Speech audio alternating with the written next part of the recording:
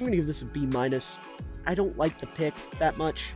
I think Belichick will probably make me eat my words again, but just looking at him as a prospect, I really don't like Keion White. That was me a little over a year ago talking about the New England Patriots draft in 2023 and why I didn't like them picking Keion White. I thought it was okay, wasn't a huge fan of it, and a big reason for that was because I wasn't a big Keion White fan. I didn't see the upside that a lot of his fans saw with the athletic ability and the frame. I saw a 24-year-old prospect who had terrible balance, couldn't play the run, and had a very, very shallow bag of pass rushing moves. However, a little over a year later in the big 2024, I don't feel that way anymore about Keion White.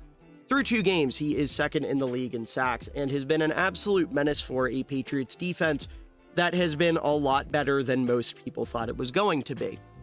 So I thought it would be fun to kind of call my past self out and take a look at Keion White against the Seahawks in week 2 and talk about why he's winning, why he's been dominant, and why I think sooner rather than later he needs to be a household name because he is absolutely crushing it. So I know I spent the intro of this video talking about how I wasn't big on Keion White before the draft last year, and that remains true. I wasn't a huge fan, but one aspect of his game was definitely something I could get behind, and that was his quickness. He was pretty consistently the first guy off the ball at Georgia Tech. My issue was more so what he did after he got off the ball, but that's neither here nor there. We'll talk about that a little bit more. The quickness with this guy is undeniable. So you see here, we've got Keion White lined up as the 4-eye here. How you know he's lined up as a 4-eye? He is on the inside shoulder of the tackle here, being Charles Cross. And the plan of attack is going to be to cross this guard here, fire into the A-gap. That's going to allow him to get in on this play. This is going to result in a sack on Geno Smith. And the reason he wants to fire into this A-gap is because of the alignment of this player right here. I believe this is Devon Godchow. He is lined up pretty much over top of the center. And because of this, this is going to force the center to, when he fires out of his stance, answer this direction. That is going to mean that your guard here is probably going to jump out of his stance facing outward. If your center is jumping out of his stance facing outward, there's going to be a lot of green grass right here. In theory, right? That's the idea here. And that's exactly what happens. So you see, as soon as this ball is snapped, there's a whole lot of green grass right there. You see that Keion White recognizes that, so he quickly fires across the chest of the guard here, and that is going to allow him to get the leverage here. You can see the guard is pretty much standing straight up on this play. And because of that, Keion White has all the leverage. He just has to keep his feet churning. He gets into the backfield, gets a hand on Geno, and he's able to jump in there, ends up in a sack. A play that is completely made by Keion White. Really good play call, really good play design, obviously, from the defensive coordinator. Like I said, you get all of that green grass right up the middle. This ends up being play action, so Geno turns his back to the defense, and that is going to help with the pass rush a little bit. Really good rip move there to get into the backfield. Like I said, gets that initial hand on Geno and then dives on top of him. He's pumped. Everybody else is pumped. That's a big sack pretty early in the game. Now, because this is the NFL, not every rep in which our boy Keion White wins is going to be a win for the defense. I hope that made sense. If it doesn't, this is the big touchdown to DK Metcalf, where Keion White actually does really well. There's just some miscommunication in the secondary that ends up resulting in some busted coverage that gives Geno the ability to hit a wide open top 10, top 15 receiver, and that's a recipe for disaster defensively every single time. But that being said, taking a look at Keion, who was lined up here as a 5 technique or as an edge rusher, this is one of the many appeals of his game. He's a very versatile player. I did not see that coming out. I saw somebody who was a tweener, who it's like, okay, you gotta kind of figure out you're a little too big to be an edge rusher. You're a little too small to be a full-time interior player. What's the plan here? And then New England said, hey, buddy, you want to do everything? And Keion was like, hell yeah, let me do everything. And now I'm looking at him as less of a tweener and more like a guy like Nnamdi Madubuike, who I am a huge fan of. If you follow me on Twitter, if you follow the channel, I made a film breakdown on him last year. He just came off a career year, just got a ton of money in Baltimore. Is Keion White as good as Nnamdi Madubuike right this second? No, but he could be. He's in year 2. The sky is the limit. And if he ends up being as good as Nnamdi Madubuike, I am going to feel really dumb. But that's neither here nor there for this specific play. The reason I want to highlight this play is because it shows off something that I wasn't a big fan of, alongside the alignment, the positioning for Keion White, which was his strength. I did not think Keion White was a very strong player coming out. He would get bullied in one-on-one situations pretty consistently at Georgia Tech. However, this is just a sick bull rush, pure brute strength on this play. So you're going to see Geno is going to bring a tight end in motion. The way the pass blocking works out, you've got Keion one-on-one with this tight end. It's a little bit different bodying a tight end than it is a tackle, but still a good play. Keion recognizes this, speeds up, perfect hand placement directly in the chest of this tight end, and he's just going to get those feet going. He's going to drive him into Geno's lap, does a great job, gets the hand up there, but Geno just says, listen, man, I'm not writing back, as he does. And it's a perfect ball to DK Metcalf. Keion did all he could do. Duggar and Gonzo up here, who are, ooh, goodness, my pen has a mind of its own. But Duggar and Gonzo up here, 2 players I'm a big fan of. They just, something happened. Something happened with whatever they were doing. I'm pretty sure they were in a zone and somebody tried to pass them off and it didn't work out. Either way, DK gets wide open, literally as open as you can get in the NFL. But that doesn't mean that Keion didn't win this rep. Like I said, perfect hand placement, has the leverage here. You can see the tight end is a little more upright, whereas Keion is bent, and that is going to allow him to generate a ton of power. He drives this tight end into Geno's lap. It's just Geno's nails, man. I honestly considered making a video about Geno this week because I am so blown away by how good of a football player Geno Smith is, and he's really an underrated quarterback. I know this is a Patriots video, but I want to go on this rant for a minute. Geno Smith is one of the most underrated quarterbacks in the sport. He's incredible. His pocket presence is unbelievable. He reads defenses very well. He's very accurate. He has everything you want. He gets overlooked, which sucks. I feel like he's somebody that should be in top 10 conversations a lot more than he is. But, it is what it is. The reason I ended up going with Keion this week is because I thought the storyline of, hey, here's a guy I thought that was going to be not good, playing good, is more interesting than, hey, here's a quarterback. I like talking about the trenches more than quarterbacks. Geno will get a video at some point, though, this season. You bet your sweet bippy he will get his flowers here on the Miller Football channel. But all in all, even though Geno ends up not writing back here, that's the second time I've made the joke, Keion White won his rep and impressed me with the bull rush, and DK was really feeling himself, man. I love that. That's great. All right, I'm going to keep this one brief. There isn't a whole lot to talk about here. This is just Keion White with some good run defense lined up here as a wide 9. If you don't know what a wide 9 is, we talked about it a lot last week with Darrell Taylor of the Bears. Basically, he is lined up on the outside shoulder of where a hypothetical tight end would be. That's a wide 9, a 9 technique, whatever tickles your fancy to call it. But this is just good run defense. I had a lot of questions with Keion White coming out about his run defense. Really wasn't impressed with his run diagnostics. Thought he was a little impatient against the run, pretty quick to bite on read options, things of that nature.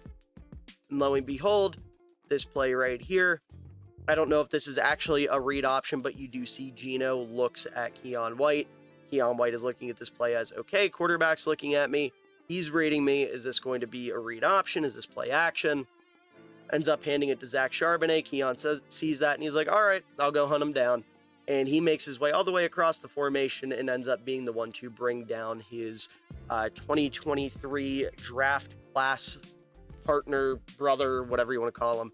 They both came out of the same draft, if you didn't know. Good work there. Just solid run diagnostics. You know me, I am a sucker for somebody that shows effort against the run. I know that's like the bare minimum, but I don't care. There's a lot of guys in this league who don't do it, and it bothers me to no extent. So I wanted to throw this in here just as a quickie because this is good run defense. All right, so on this play, instead of focusing on Keion White just absolutely wrecking shit, we're actually going to take a look at Keion White setting up one of his teammates. So the design here, we've got Keion lined up as a 4 technique. And the Patriots are going to run a stunt. What happens here is Keion needs to take the attention of this guard and this tackle. That way Josh Uche, who's lined up as an edge rusher here, can loop around, attack the A-gap, and get some pressure on Geno Smith. In order to do that, Keion White is going to have to cross the face of this tackle and attack the inside shoulder of this guard. That's exactly what he's going to do because he's Keion mother-freaking White. So you see right away, fires off the ball, and he is locked in. He wants this guard's shoulder, like I said. You see Uche is going to hesitate a little bit to buy himself some time. And once Keion makes that contact, you can see these two are occupied. Now, obviously, the center here, I believe it's Stone Forsythe, if I can read that jersey correctly. He is looking at Uche, but Uche isn't going to rush off the edge. With the way that Keion White is aligned, this tackle can't like loop around and save this gap right here, save the A gap. So what ends up happening is they do just enough. You see Uche, he gets into the backfield. They're going to force Geno Smith to throw this football. Get some pressure, end up hitting Geno at the end of the play. Incomplete. Now, unfortunately, there is a flag thrown because Tyler Lockett gets tackled. But all in all, good play from our two defensive linemen here. Keion does a great job of setting up his teammate. Again, he attacks that inside shoulder, buys him some time, taking up this space right here. The tackle can't decommit from Keion because realistically, with the way he is attacked, this is Christian Haynes, the rookie out of UConn, I'm just realizing. With the way he attacks Haynes' inside shoulder here, if Forsythe were to, say, loop around or something, try to pick up Uche here, that puts Haynes at an incredible disadvantage because Keion White's just going to beat him easily. So they both have to stay engaged. That means that Uche is pretty much a free rusher here. Does get a little resistance at the end of the play, but not enough to stop him from impacting the play. So good design there, and also perfectly executed by the two guys up front. Here's another example of Keion White putting on a really good move, getting into the backfield, and Geno Smith, unfortunately, just being really good at football and completing a pass under pressure. Got Keion here once again lined up in between the guard and the tackle. So you're going to see they're going to bring a man in motion. Snap the ball here in just a moment. And once this ball is snapped, we see Keion fire off the ball and act as if he's going to attack the outside shoulder of this guard. This is going to make the guard overset to the left, and Keion recognizes that, so he's going to swipe and get back inside and attack this inside shoulder of the guard. And that's going to give him much more room to work. It's going to give him leverage. It's going to give him an advantage over his opponent. So you see just the quick swipe there, gets across him, gets in the backfield. Now he's got a little resistance from the hand, and he's basically one-on-one with the running back. The running back actually ends up kicking out and trying to help with Daniel Ukuwale, I believe is how you pronounce his last name. I could be wrong. Patriots fans, let me know in the comments. I am terrible with pronouncing names. But either way, he's drawn a double team here, and he's going to try to attack outside, and the running back ends up picking that up. So for Keion, he gets a little bit less resistance than he was imagining. He ends up getting a hand up. Geno does complete this to his tight end. But at this point in the game, there's 23 seconds left in the first half, or in the second quarter. And Geno probably wanted something a little bit deeper. You know, if we want to maybe throw that out there. I don't remember what this play looked like from the other angle, so I don't remember what the route concept's developing, where I apologize. I typically pick these plays out early in the week, and then I come back and record them a little bit later. So if I don't have the angle in front of me, I'm not exactly remembering. However, that's kind of irrelevant. The point is here, he gets the pressure on Geno, does a good job, and Geno has to throw this under duress, under pressure, gets it to his tight end because Geno is, as I established earlier in the video, one of the 10 best quarterbacks in the league. But great job there from Keion White. Yeah, so remember how I said early in the video I was concerned, coming out of college at least, with Keion White's strength and his ability in run defense? Just watch this rep. I'm just going to let this rep speak for itself. Yeah, that is Keion White blowing up a run play single-handedly. So real quick, break this down. We've got Keion lined up outside the tight end shoulder. And we also got the Seahawks in 21 personnel. Shout out to our fullback users. Seattle doesn't run a lot of 21 personnel, or at least hasn't the last couple years. Now all of a sudden, they're whipping it out. Pause. But anyways, Keion one-on-one with this tight end here. Beautiful work right away. Inside hand placement, gets his hands in the chest of the tight end. Footwork ends up being great with him driving his feet. He's lower than the tight end, so he's got the leverage here. Just ends up completely blowing up this play. Drives the tight end into the running back's path, so he has no choice but to cut inside, and Kyle Duggar is there waiting. And if you wanted to cut outside, the way Keion is lined up, he would easily be able to shed and tackle the running back. And if he can't shed and tackle the running back, you've got a 2-on-1 here with Jabril Peppers, Jelani Tavai, and the fullback. Not a great spot for Zach Charbonnet to be in. This right here is like the start of a 90s movie where you hear the record scratch, you get the freeze frame, and he's like, yeah, that's me. I guess you're probably wondering how I found myself in this situation, because you can't win. Like, you are cooked at this point, and it's mostly thanks to Keion White just being better. I'd just like to point out before we get back to our Keion White programming, as I hit stop recording on the last clip, I remembered that fullback in Seattle's name is Brady Russell. So shout out to Brady Russell. He's technically a blocking tight end, but you know, we got to be a little flexible with what fullbacks are nowadays. But regardless, taking a look at some more Keion White, we've got him here lined up as a 4-eye once again. And he's going to do pretty much what he's been doing all game. So the first plan of attack here is he acts as if he's going to attack this guard's outside shoulder. That causes him to overset. That opens up some grass here, and he attacks the inside shoulder and ends up winning the reps. You see right there, does a little hezzy step, gets the hand placement here, and ends up swiping across his body and gets all the leverage. He's about to bring down Geno. Geno has to let this one rip, and it's incomplete. That's right. After two really nice reps where Geno ended up completing a pass under duress, Geno actually places it a little too high. And Noah Fant just can't come down with it. Falls incomplete. Obviously, given the coverage, Geno wanted to put this ball out in front of his tight end. Instead, he has to put it high. He's running and has a DB pretty much up his ass. So because of that, he's not going to be able to, make the play on the ball he wants to. He has to reach up. Can't come down with it. Falls incomplete. And it is all thanks to Mr. 99 putting on a great move right there and forcing that incompletion. And he's feeling himself. He's happy about that one. Just beautiful, beautiful stuff there.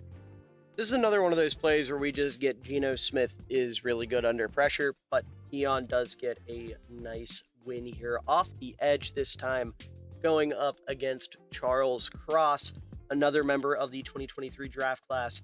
So you see right here, we've got Keion attacking the outside shoulder. He does a great job of interior hand placement, and then he uses this hand to swipe down on Charles Cross's hand. That is going to allow him to get to the outside, gets a little bit of bend, hits him with a rip move. He's making Geno feel uncomfortable. And now Geno has to dump this down to Zach Charbonnet, who gets tackled for, I think it was a 6-yard gain. But either way, this is a nice rep.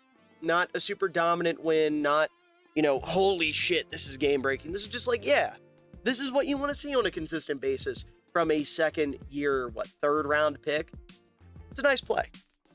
Nothing too flashy, nothing too crazy, but it's a really nice move. Works in a little rip move there at the end. That's something a little bit different. We've seen him mainly winning with swipes and his bull rush. So just a little variation throw in there.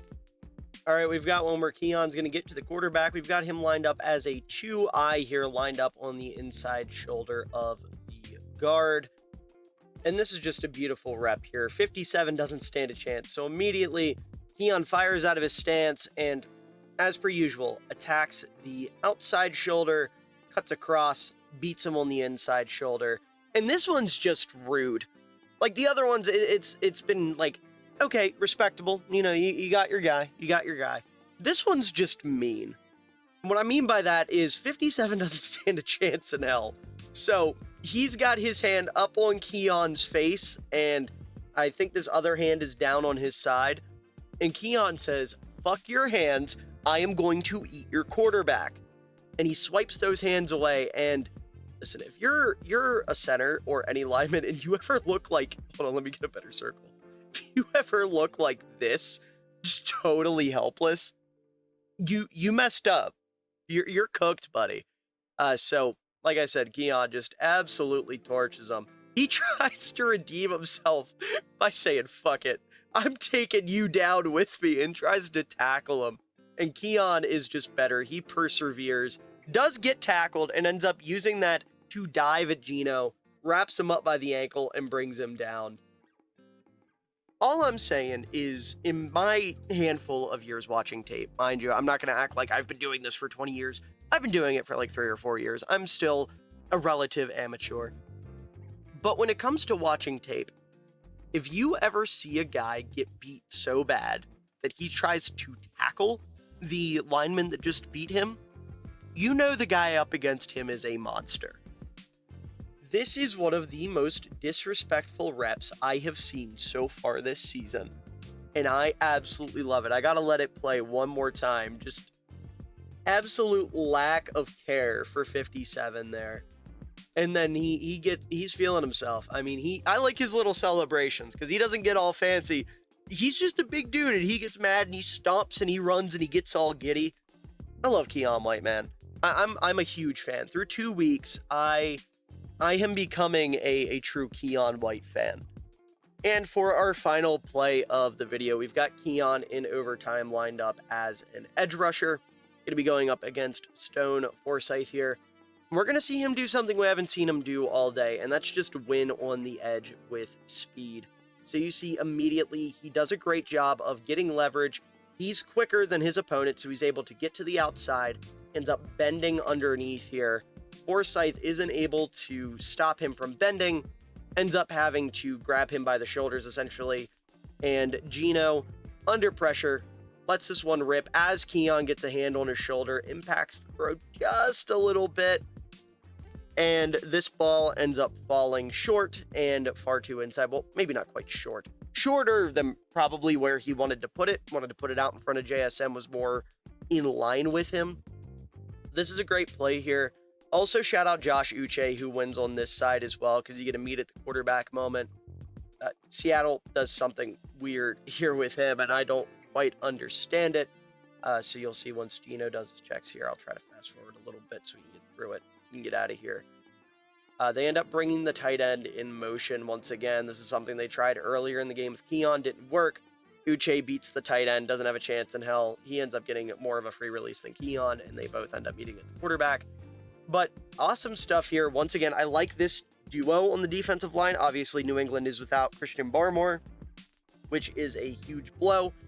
But, you know, they're 1-1. Sorry, not 2-0. They're 1-1 for a reason, have been in both their games pretty much to the end. And a big reason for that defensively is Keion White, who is now second in the NFL in sacks with 4. Mind you, he had 1 sack all of last year, so he is averaging double his rookie season sack total per game. And that's a bit of a misleading stat, but let me push my agendas, right? Just great stuff from Keion. He's made a fan out of me. If it's not apparent from this video, I wish I would have been higher on him coming out. He has taken a massive step forward. I don't regret my draft grade on him or anything, because I still stand by what I said about Georgia Tech Keion White, but it's apparent, whatever it is they did in New England, whether you want to credit Belichick, Mayo, or both, I would say it's probably both, they have turned him into quite the formidable defensive lineman, and I think that is a fantastic thing on their end, and I think Keion White is only going to continue to grow and continue to be an absolute menace for the New England Patriots going forward. Had a chance on the throwback. This was an ill-advised throw. What an unbelievable catch by Cole Kmet. And he cups it too. No movement when he hits the ground, tucked up against his shoulder. Wow. Using that